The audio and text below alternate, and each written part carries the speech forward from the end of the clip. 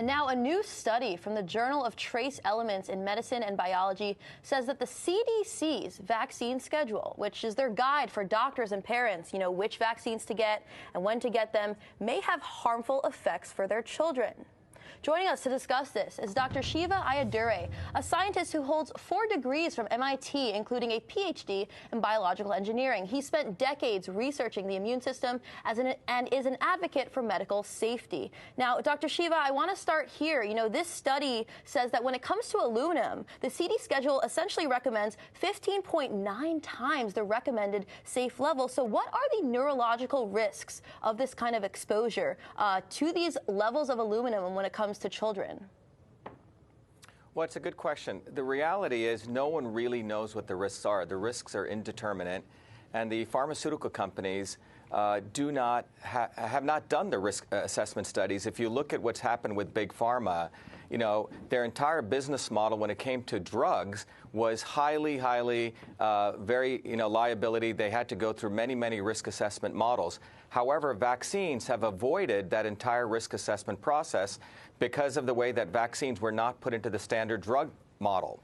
So they've avoided risk, and because of the 1986 ruling with the vaccine courts, there's no liability. So when you fundamentally think about it, pharma companies with the old drug model were losing money, where it had high risk, high liability, but vaccines, there's no risk and no liability. So the fundamental issue is we do not know what the risks are. This paper that just came out is another in a series of attempts attempting to sort of poke the bear to really figure out what the risk assessment is. People have talked about aluminum, people have talked about mercury, people have talked about these other adjuvants. The reality is we need to really take a systems approach to this.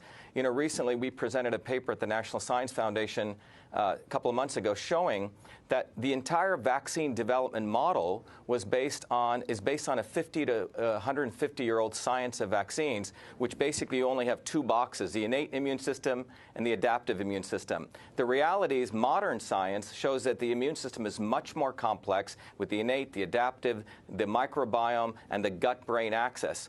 And so the entire basis of vaccine development was based on a very 60 to 150-year-old model. Today, we understand the immune system is much more complex, and when you go stick in a vaccine into the adaptive immune system, there's a whole set of choreography of the chemical reactions that can take place. We don't know what the risks are. So this paper, it's in a series of people sort of trying to poke around and try to understand.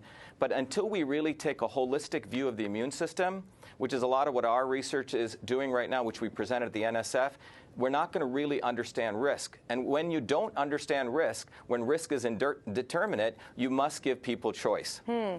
And what kind of safety testing is the CDC required to employ here? Well, it's a great question. As I mentioned, when you look at the drug model, they have to go through many different types of in vitro, in vivo, before you even get the IND allowance to go to your phase 1, phase 2, phase 3. Vaccines do not need to undergo anywhere near that safety or vaccine safety model.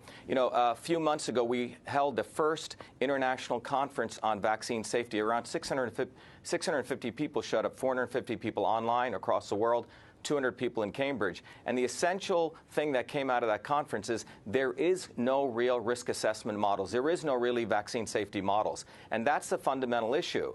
And again, it comes down to the point that Big Pharma sees vaccines as an amazing market opportunity for them because there is no risk for them because if there is someone wants to sue them, they have to go to the vaccine courts, which is where we as the American taxpayers pay for the liability. They're shielded from that. And at the same time, they don't have to show any risk because the entire process of vaccine development is very different than the drug development model. So it's a phenomenal opportunity for pharma.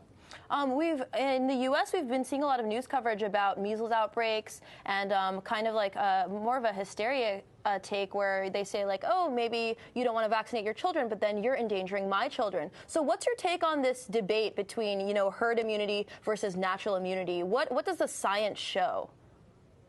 Yeah, you've hit upon a very important question.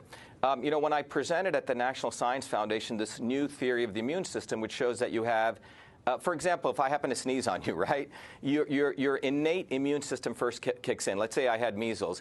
That pathogens go through your ears, your nose, your eyes, et cetera, which is called the innate immune system. Your immune system over billions of years knows how to naturally react to it, strengthen itself, and become resilient.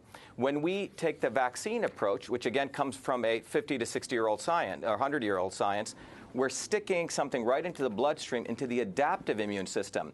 And the hope is that is going to create antibodies. Wow. And that is going to equal both systems. The reality is we don't know if it's equal, but we do know that the modern immune system clearly shows that we don't know the risk, nor do we know the benefits of the vaccine versus the the natural way of getting it. And that's what needs to be done if we really want to practice real science versus this outdated science that the entire vaccination model is based on. Dr. Shiva, thank you for your work. Thanks for coming on. We hope to have you back. Great. Thank you.